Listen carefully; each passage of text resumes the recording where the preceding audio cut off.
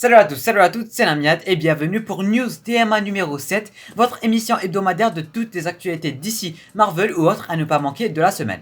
Aujourd'hui, pour ce 7ème numéro, c'est Black Lightning saison 4 qui se retrouve en tête d'affiche, vu que pour ceux qui ne le savent pas, la série a bel et bien été arrêtée avec sa 4ème et dernière saison.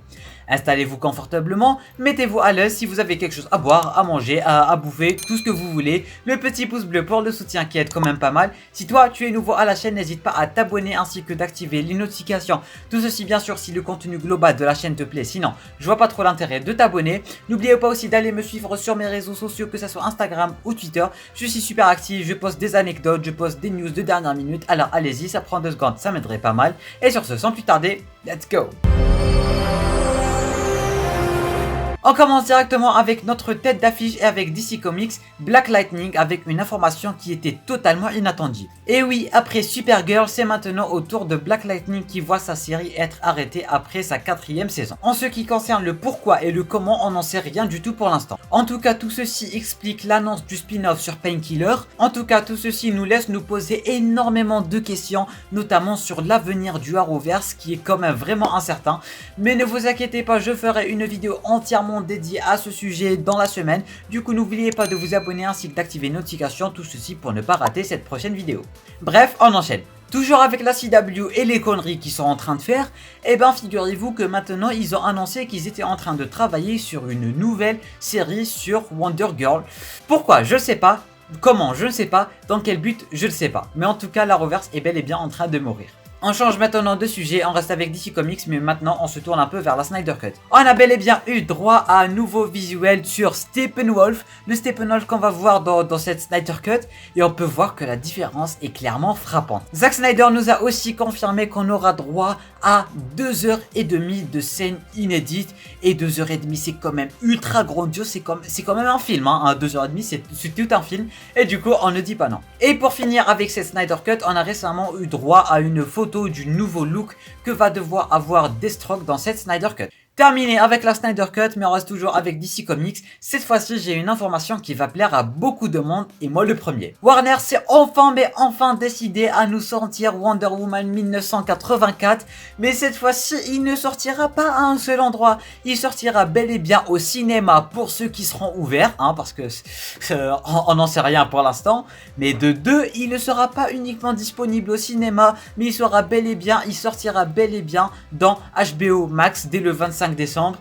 En ce qui concerne la version française ou bien en France, pour l'instant on n'en sait rien du tout, on ne sait pas du tout comment ils vont s'y prendre, mais vu qu'il sera disponible sur HBO Max et dans les cinémas, je suis sûr à 10 000% qu'ils vont sûrement trouver une solution pour la France et tous les pays francophones en général. Terminé côté DC Comics, on se tourne maintenant vers Marvel. On commence par une petite anecdote qui n'a choqué personne, parce que tout le monde s'attendait, on va dire. Marvel's Avengers a perdu 96% de ses joueurs depuis la sortie du jeu. Oui, c'est beaucoup, j'avoue que c'est plutôt grandiose, et en même temps ça se comprend légèrement. Maintenant on se tourne vers le MCU. Elizabeth Olsen a officiellement confirmé qu'elle va commencer le tournage de Doctor Strange in the Multiverse of Madness dès décembre 2020, ce qui est dans 10 jours à peu près. Yes. Deadpool 3 qui se confirme enfin être en préparation chez Marvel Studios dans le MCU, ça fait tellement plaisir, et on sait aussi que Ryan Reynolds reprendra officiellement son rôle de Deadpool.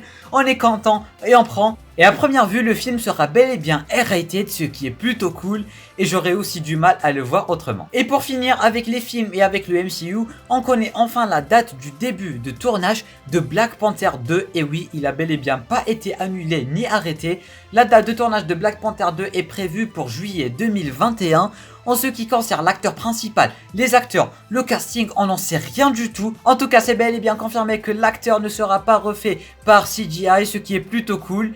Mais on n'en sait presque rien du tout comment ils vont s'y prendre, et ça nous laisse aussi nous poser des questions. On se tourne côté série, le tournage de la série Miss Marvel a enfin commencé et on a eu droit à pas mal de nouvelles photos de tournage qui mettent notamment en avant Mademoiselle Miss Marvel ou Mademoiselle Kamala Khan pour être plus exact.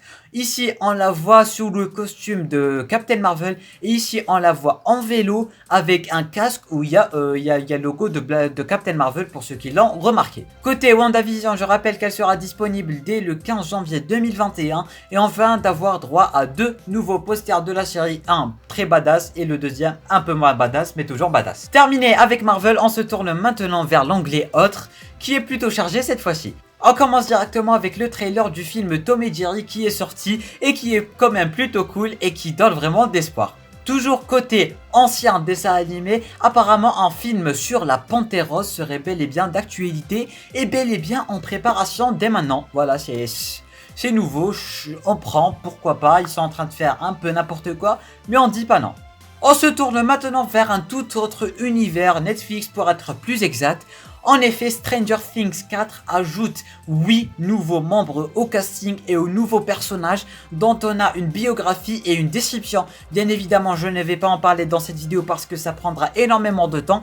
Mais rendez-vous juste en bas en description, je vous mettrai toutes les descriptions qu'on a eues sur les nouveaux personnages ou bien les 8 nouveaux personnages pour être plus exact. Et pour finir, s'il y a des fans de The Last of Us qui sont ici parmi nous, eh ben figurez-vous que vous allez être gâtés. Après The Witcher et Assassin's Creed qui vont être sur Netflix, HBO Max aurait commandé une série Last of Us. Pour l'instant, on n'en sait pas vraiment grand chose, mais apparemment Neil Druckmann serait celui qui va s'occuper du scénario. Et bien voilà la team, c'est terminé pour ce 7e numéro de News DMA. En tout cas, j'espère que cet épisode vous aura plu et que toute la série vous plaît en général. Si c'est le cas, n'hésitez pas à partager un maximum, ça permet de donner de la force. On est de plus en plus nombreux dans la chaîne, on est de plus en plus nombreux dans la communauté. Tout ceci c'est grâce à vous, alors un grand merci. N'hésitez pas à vous abonner ainsi que d'activer les notifications, tout ceci bien sûr si le contenu global de la chaîne te plaît. Sinon, je vois pas trop l'intérêt de t'abonner. Le petit pouce bleu pour le soutien qui aide quand même pas mal. Et sur ce la team, je vous dis à très bientôt pour la semaine prochaine pour News DMA numéro 8. C'était Namiat, portez-vous bien.